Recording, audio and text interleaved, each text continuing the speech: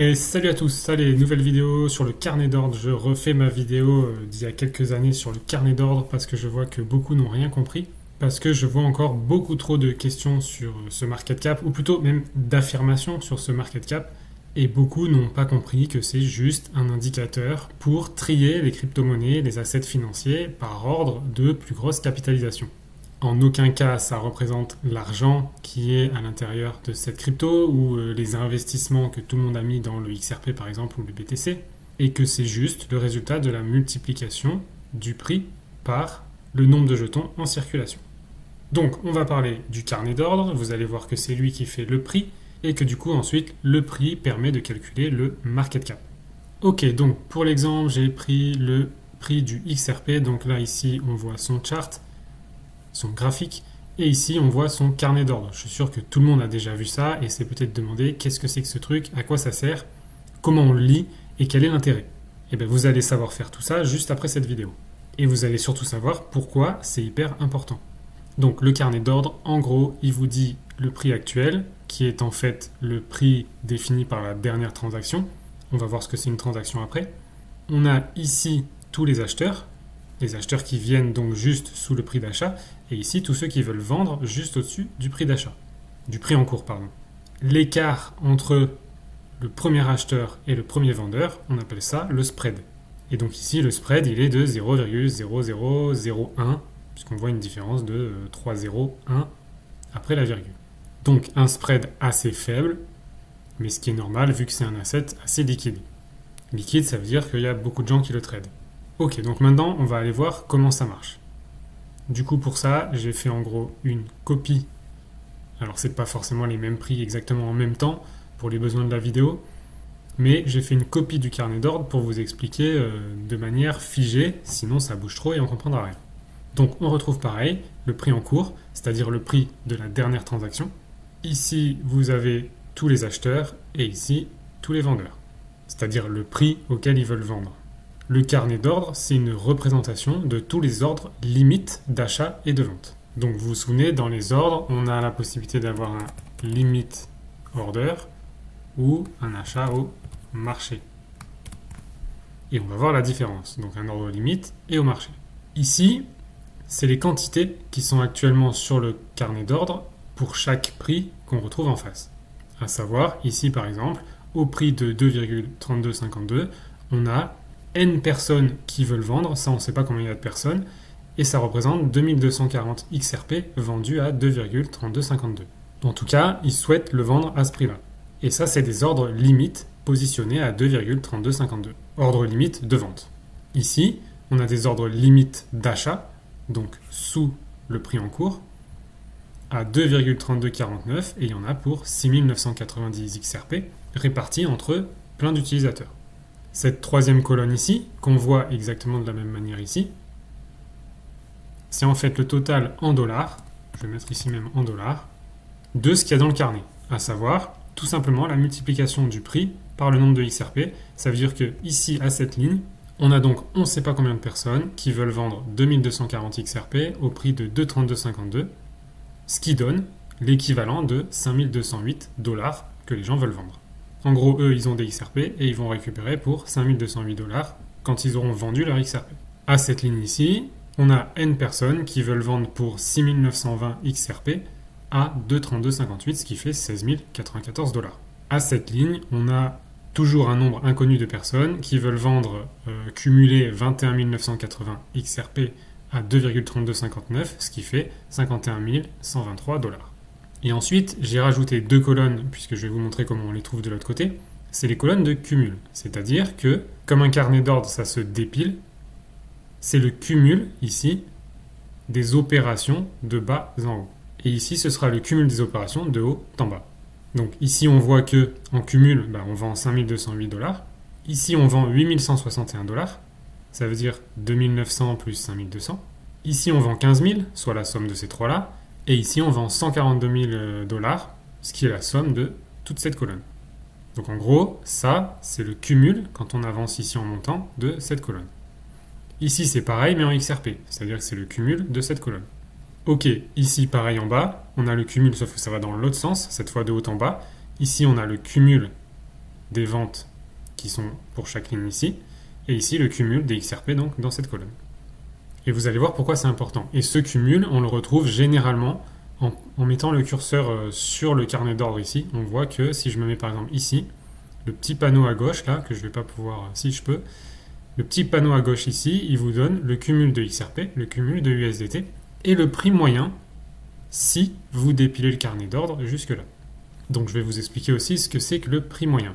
Ok, donc maintenant, imaginez que vous mettez un ordre limite, on va dire d'achat à 2,3242. Et vous voulez acheter pour 5000 $ de XRP. Donc là, c'est assez simple. Le système, il va calculer 5000 $ divise 2,32. Oups. Donc, 5000 $ à 2,32, ça fait 2151,277 XRP. Du coup, si vous placez maintenant cet ordre limite, qu'est-ce que ça va faire? Eh bien, ça va vous insérer dans le carnet d'ordre au bon endroit. Donc, en gros, ça va vous insérer à 2,32. Alors, on avait mis plus que ça. Voilà, 2,32,42. Donc, on va vous insérer ici. Et en gros, on va venir ici ajouter. Le système va ajouter à ce qu'il y a déjà, il va ajouter votre ordre à vous. Et donc maintenant, ici, on n'a plus 16 480 comme avant, mais on a 16 480 plus vos 2151 XRP. Et maintenant, voilà, vous êtes inséré dans le carnet d'ordre ici. Et d'ailleurs, quand vous placez un ordre limite, et qu'il n'est pas loin d'être exécuté, vous le voyez, il a souvent un petit point ou une étoile ou quelque chose pour identifier où est-ce que vous êtes dans le carnet d'ordre. Donc ici, maintenant, on est mélangé à un certain nombre d'utilisateurs, de personnes ici. OK pour ça. Donc on a notre ordre limite qui est inséré. Si vous annulez cet ordre, ça vient tout simplement retrancher ici ce que vous avez mis avant, et ça enlève le petit curseur. Donc voilà, le carnet d'ordre, ça représente les achats en cours en limite. Maintenant, comment le prix il évolue et comment les achats et les ventes se font? Et bien pour ça, il faut que deux personnes tombent d'accord sur le même prix. Un le prix de vente, un le prix d'achat. Et dès que deux personnes sont d'accord, l'achat ou la vente se fait. C'est là que va notamment intervenir l'achat au marché. Ou la vente au marché, c'est pareil. Donc si maintenant, par exemple, j'achète, on va prendre le même exemple, j'achète pour 5000 $ de XRP au marché. Pour savoir comment on va dépiler ce carnet d'ordre, on va regarder le premier vendeur où il est. Il est à 2,3252. Donc en fait, ce qu'on va faire, c'est que nous, on va vouloir acheter, mais on va l'acheter au premier vendeur, celui-là, pour 2,3252. Donc nous, on a juste à spécifier qu'on veut acheter au marché des XRP pour 5000 $, et on appuie sur le bouton « Let's go baby ». Qu'est-ce que va faire le système? Il va voir que le premier vendeur, il est à 2,3252 ici. Donc, il va faire 5000 $ divise le prix. Ça fait 2150. Et comme ici, il y a 2240 XRP à vendre, ben vous allez tout simplement en prendre 2150 là-dedans. Et il en restera 90. Et tous les cumuls sont recalculés. Là, vous, nickel, vous avez fait cette vente. Elle est terminée et vous avez maintenant vos 2150 XRP. Et maintenant, le carnet d'ordre, il ressemble à ça. Il a été diminué de vos 2150 XRP. Il en reste donc 90. C'est exactement pareil à la vente. Si vous vendez, alors vous vendez au premier acheteur et ça va venir dépiler ici les XRP qu'on voit là. Donc, si vous avez bien compris pour notre exemple, si jamais je voulais vendre, mais là en l'occurrence, je voudrais vendre 2150 XRP au marché, j'appuie sur le bouton. Là, il va me dire, OK, 2150, ils sont là. Ils sont donc à 2,3249. Je fais donc 2150 fois 2,3249 et ça vous donne la somme en dollars. Et ici, on vient diminuer ça de 2150 XRP. OK pour ça. Ici, je remets comme c'était. Et ici aussi, comme ça, vu que vous avez bien compris là déjà comment ça marche. Maintenant, là, on voit que ça avait diminué le nombre de XRP, mais ça n'a rien dépilé. Le prix reste inchangé. Par contre, dès lors que vous avez terminé votre opération, c'est-à-dire qu'il restait 90 XRP, vous avez terminé, vous avez reçu vos 2150 XRP, vu que la dernière opération s'est faite à ce prix-là, le prix du XRP devient ce prix-là, à savoir 52. Si jamais derrière, il y a une vente qui se fait à ce prix-là et que ça vient diminuer ça, bah, tout de suite le prix redevient 32,49. Le prix de l'asset, c'est le prix de la dernière transaction dans ce carnet d'ordre. Ok, maintenant qu'est-ce qui est important de regarder et pourquoi? Ce qui va être important, c'est le cumul. Imaginons que vous arrivez et vous voulez acheter au marché, on va dire vous êtes une baleine, disons que vous voulez acheter pour 137 000 $ de XRP. Et encore, c'est une petite baleine. Hein. C'est un macro. Donc, 137 000 $. Du coup, vous allez les acheter au premier vendeur qu'il y a là en les dépilant par le bas. Et là, comment ça fonctionne? Bah, ici, on va faire 137 000 $ divise 2,3252.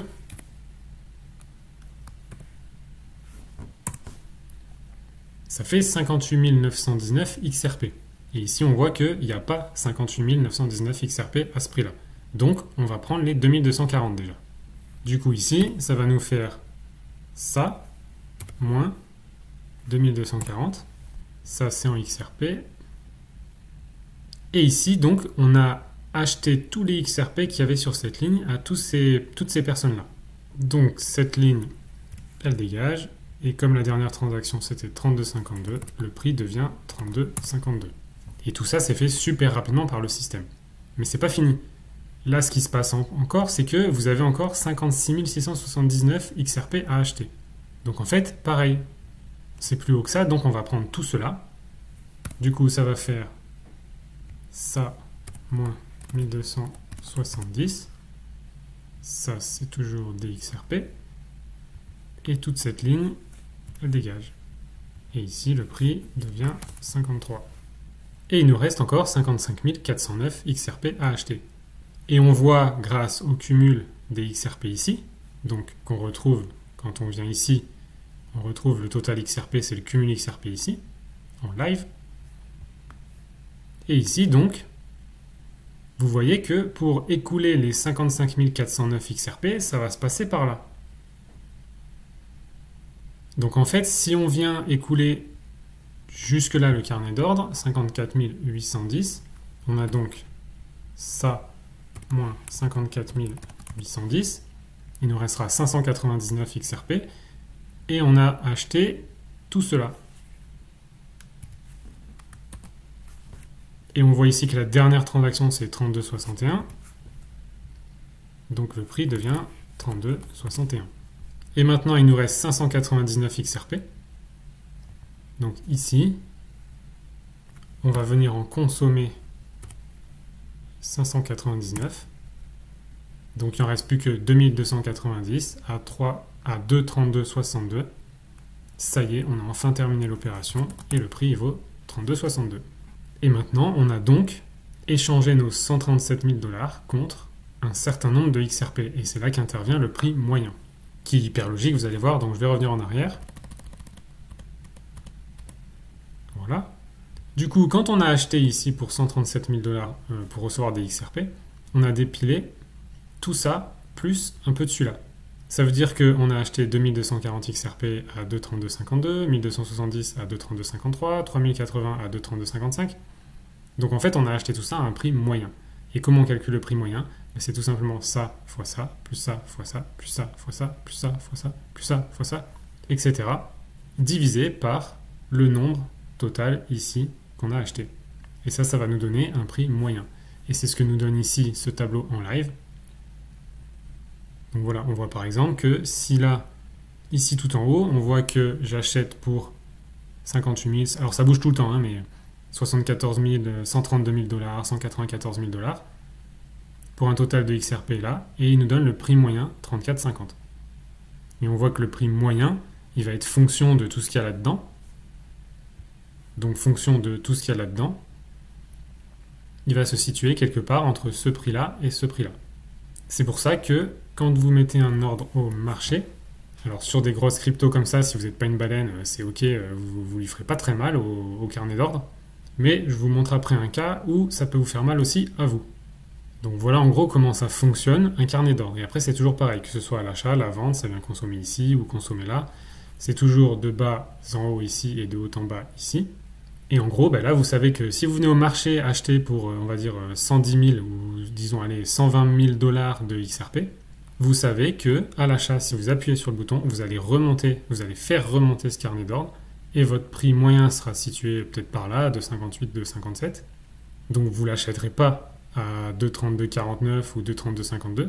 Vous l'achèterez au final moyennement à 2,32,59 ou 58 et vous allez vous trouver, le carnet d'ordre va se trouver ici à 2,32,60. Vous aurez consommé un peu aussi de cette ligne-là, donc le prix final sera 2,32,60. En fait, c'est hyper logique. Une fois qu'on a compris le concept, c'est hyper logique. Donc ensuite, il y a cette notion-là de 0,0001 ou 0,01. Donc ça, c'est ce que vous pouvez trouver ici. En gros, c'est la profondeur que vous voulez du carnet d'ordre. On voit que ici, en 0,0001, si je suis une grosse baleine et que je veux lâcher 5 millions, que je veux acheter ou vendre 5 millions, ici, on voit que en fait, je ne sais pas jusqu'où je vais amener le prix. C'est pour ça qu'on peut ici, finalement, zoomer ou dézoomer. Et on passe ici, par exemple. Et ici, on voit que maintenant, on parle de dépiler ici en haut 4 millions et quelques. Alors que tout à l'heure, on était à, on va dire, entre 50 et 100 000 dollars. Ici, maintenant, on est à 4 millions de dollars. Donc, ça veut dire que si je viens et que je veux acheter pour, disons, 4 millions de dollars de XRP, je sais que je vais faire monter le prix de 2,35 à 2,45 d'un coup. Parce que mon achat va venir dépiler tous ces vendeurs. Et c'est instantané. C'est pour ça qu'on peut aussi dézoomer ici. Et ici, on voit que ici, alors soit il ne l'affiche pas, soit au-dessus de 2,6 pour l'instant, il n'y a pas de vendeur. Personne ne s'est positionné. Bon, ça m'étonnerait, je pense qu'ils ne les affichent pas tout simplement. Et ici, on voit qu'on peut dépiler tout le carnet avec 4,3 millions. Et ce qui se passe, ce qui peut se passer, et c'est pour ça que c'est important de le voir. Je vais faire ici, je vais venir sur cette courbe. Donc c'est toujours XRP versus USDT. Et en bas, vous voyez ces fameuses barres-là, c'est les volumes de trading.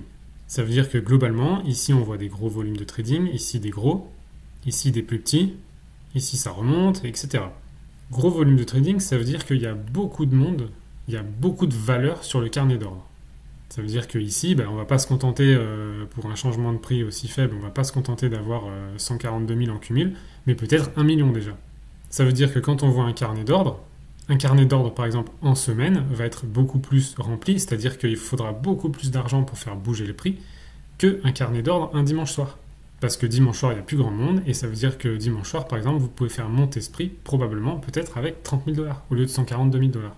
Donc c'est important de savoir quel est le volume global qu'il y a quand vous faites votre achat, et de combien vous allez faire monter ou descendre le prix en achetant. Parce que tout ça, ça va venir dégommer votre prix d'achat moyen ou votre prix de vente moyen.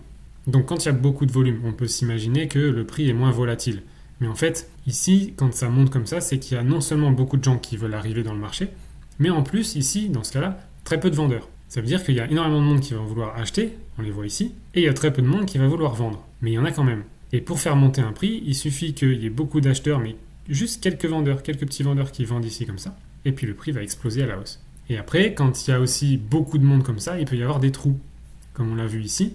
Si imaginez, là, il y a une grosse volatilité qui arrive, et que donc à 2,6, il n'y a rien, et qu'après ça reprend à 3 dollars par exemple, le prix va jumper.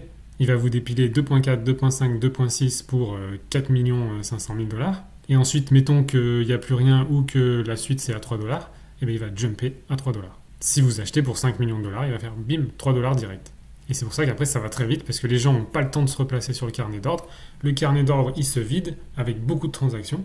Du coup, ça devient facile de monter les prix, en fait. C'est les prix qui vont s'écarter, ils vont s'étirer très vite. Au lieu d'avoir du 32,52, 53, 55, 56, on va avoir 32,52, 33, 34, 35, 36. Ça va aller très vite. Et c'est pour ça qu'on a un prix qui peut monter très fort. Donc là, pour tous ceux qui croient que le market cap de XRP sera trop élevé, que c'est impossible qu'il aille à 100 dollars ou 1000 dollars ou ce que je sais d'autre, vous venez déjà de voir que pour une même somme d'argent avec laquelle je veux acheter du XRP, si je l'achète pendant qu'il y a beaucoup de vendeurs, je vais quasiment pas faire bouger le prix. Si je l'achète pendant un marché normal, je vais faire bouger le prix un peu. Et si je l'achète pendant un marché où il y a très peu de volume, je vais faire exploser le prix. Et si je l'achète pendant un marché qui est en train d'exploser à la hausse, on a des tels écarts de prix ici que les volumes ne suivent plus et que votre ordre de 142 000, il peut vous faire monter de 0,2, 0,3, 0,4 en fonction de là où vous êtes. Donc, en conclusion, en achetant du XRP avec une même somme d'argent, vous pouvez faire bouger son prix énormément ou très peu. C'est donc bien que, quand on fait un achat ou une vente, c'est pas notre quantité d'argent qu'on insère dans le marché qui crée la capitalisation, mais c'est simplement la quantité d'argent en fonction du carnet d'ordre qui va faire bouger le prix. Et ensuite, la capitalisation, donc le market cap, c'est tout simplement la multiplication du prix multiplié par le nombre de tokens. Donc sur ce tableau-là, en fait, j'ai tout simplement pris le XRP dézoomé un petit peu à 0,01. Et donc on voit ici que maintenant, là, il nous fallait 142 000 $ pour dépiler ce carnet. Maintenant, là, ici, il nous faut déjà 3 296 000 $ pour dépiler ce carnet. Mais on voit que les prix sont un peu plus étirés, forcément. Ici, en gros, si j'arrive et j'achète au marché pour 4 millions de dollars de XRP, ben, je vais faire passer le prix de 2,33 à 2,42 et plus, parce que je ne vois pas ce qu'il y a au-dessus. Si j'arrive ici et je vends pour 5 millions de dollars de XRP, donc en gros j'arrive et je veux vendre 1 500 000 XRP au marché, et ben, je vais dépiler tous ces acheteurs et je vais faire descendre le prix de 2,32 à quelque chose en dessous de 2,23. Donc j'espère que cette histoire de market cap est plus claire pour certains, parce qu'il y en a franchement en commentaire, mais presque vous me traitez de clown, mais en fait c'est vous les clowns. C'est-à-dire que vous faites des affirmations sur le market cap sans même savoir de quoi vous parlez. C'est-à-dire qu'en fait vous êtes ignorant d'être ignorant. En fait c'est même pire qu'être ignorant d'être ignorant, c'est que vous croyez savoir. C'est encore un cran au-dessus. Bref, et faites quand même attention ici, vous risquez de vous faire lyncher sur cette chaîne si vous commencez à parler de market cap en disant n'importe quoi. Donc voilà comment marche une dynamique de prix. Et vous voyez bien que ici, on ne parle pas de market cap. C'est que des acheteurs, des vendeurs et un prix. Alors certes, plus il y a de tokens sur le marché, plus il y a une notion de rareté ou d'abondance du token, mais n'empêche que le prix est fabriqué par le carnet d'ordre, le marché, les acheteurs et les vendeurs. Et une fois qu'on a un prix qui peut être dépilé très rapidement ou pas selon le volume, selon la période de la semaine, selon le week-end ou pas, ou qu'on est en pleine expansion comme ici, où là en fait le carnet d'ordre il se vide tellement vite qu'il n'y a personne dessus et donc le moindre acheteur il fait exploser le prix, et bien en fait pour le même genre de volume qu'on pourrait voir ici ou ici, ben, le prix va exploser. Et donc au final, le market cap ce n'est que la multiplication du prix par le nombre de tokens en circulation. Prenons un autre exemple, juste pour vous prouver ça, que le market cap n'est pas l'argent qui est dans le XRP en l'occurrence ici. Imaginons, prenons le nombre de tokens du XRP, on va faire dans la réalité. Donc le XRP a ce nombre de tokens. Ok, je vais lui écarter un peu ça. Donc, du coup, ça veut dire que quand le prix il vaut 2,3230, pardon, multiplié par le nombre de jetons en circulation, ça nous donne un market cap de 134 milliards 963 blablabla. Maintenant, imaginons que j'arrive et j'achète pour 3 296 000 $, donc en fait, je vais effacer ce carnet d'ordre. Donc je vais acheter pour 3 296 000 XRP, soit 1 412 330 XRP. Ok, donc moi j'arrive, j'achète pour ce montant-là. Maintenant le prix, du coup, vu que j'ai tout pris, le prix il vaut 2,42. Ça veut dire qu'une fois que j'ai acheté ça, ici, le market cap il va valoir ça, multiplié par 2,42. Donc ici on voit que il y avait donc le nombre de tokens n'a pas changé. Avant mon opération, on avait un market cap de 134 milliards 900 000. J'ai acheté pour 3 296 000 XRP, dollars de XRP, pardon. Et après mon opération, le market cap vaut ça. Et la différence de market cap entre avant et après, c'est donc ça, moins ça, 5,6 milliards. Du coup, vous voyez bien que là, je viens d'acheter pour 3 296 000 $. Et que ça a fait augmenter le market cap de 5 milliards 659 millions. Donc pour un achat de 3 millions, j'ai fait augmenter le market cap de 5 659 millions. 3 millions, 5 659 millions. Ok ? Donc pour ceux qui me disent c'est impossible que le XRP aille à 1000 balles parce que son market cap va exploser, il sera plus gros que le PIB de tout le pays du monde, machin, c'est du grand n'importe quoi. Parce que premièrement, un PIB, a priori, c'est calculé sur une valeur brute. Donc disons que c'est une valeur réelle du produit d'un pays.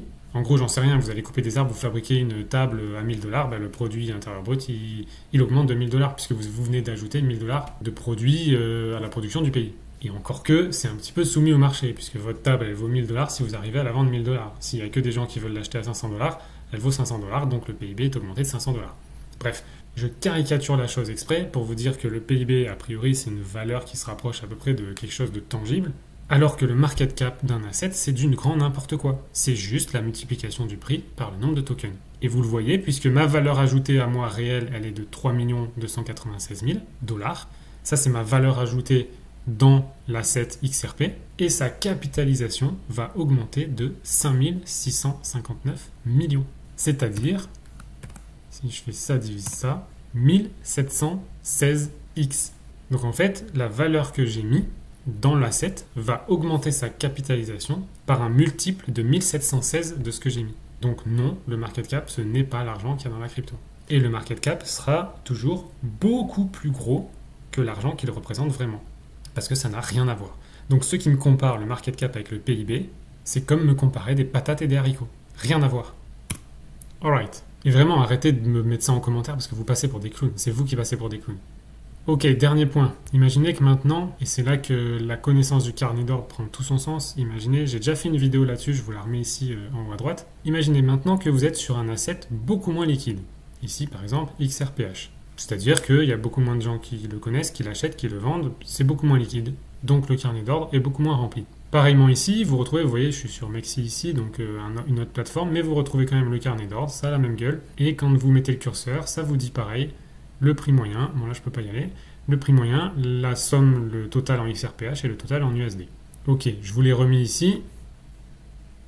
J'en ai fait un peu une copie pour vous expliquer. Et là, vous voyez que sur ce carnet d'ordre, et c'est là que c'est important, là, vous imaginez, vous dites, j'arrive, je voudrais acheter 20 000 balles de XRPH. Ok, pas de souci, il peut le faire, hein, le système. Allez, 20 000 $. Et donc là, vous les achetez au marché parce que vous êtes pressé et vous sentez que ça va monter, ça va exploser, donc vous le faites 20 000 $ au marché. Si là, vous achetez pour 20 000 $ au marché, on va regarder ici, tac, ça vient jusque là. Donc ça va vous faire passer le prix, puisque vous allez l'acheter encore ici. Vous voyez que là, on dépile 19 297 $. Ça veut dire que vous allez encore dépiler un petit peu ici de XRPH. Donc vous allez mettre le prix à 0,14. Ça veut dire que là, vous arrivez, vous mettez 20 000 $ au marché, vous allez faire monter le prix de 0,085 à 0,14 $. 0,085 à 0,14 $. Et ça fait une augmentation de combien?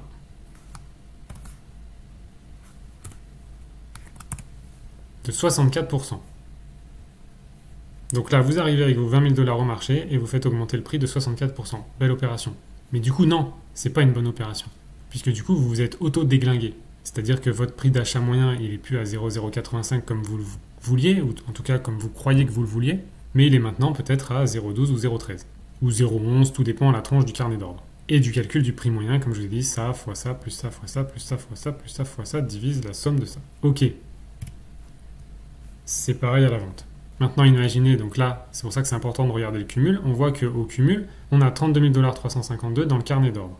En tout cas, de ce qu'on voit jusque-là. Parce que je me suis mis en 0,01. Ça veut dire que là, si j'arrive, je regarde pas, je fais pas attention, j'arrive avec 40 000 $, je vais faire monter le prix de 0,085 à 0,18 et même beaucoup plus. Puisque je sais même pas ce qu'il y a au-dessus. Donc là, je vais faire plus de x2 au prix avec 40 000 $. Là où 40 000 $ dans XRP, ça bouge pas, lui, je lui fais faire x2. Donc, ça dépend de la liquidité de votre asset. C'est pour ça que c'est hyper important de regarder ce carnet d'ordre.